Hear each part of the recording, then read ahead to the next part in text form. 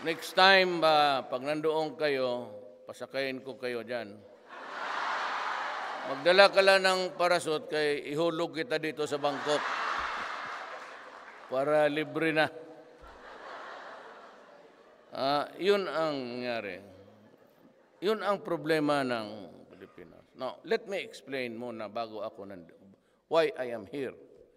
I am here because kayong taon na ito, tayo ang host country. At chairmanship ng ASEAN, tayo, ako. So,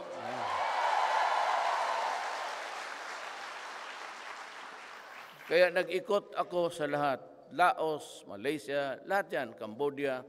Ito ang last leg ko. Sinireserba ko talaga ang Thailand.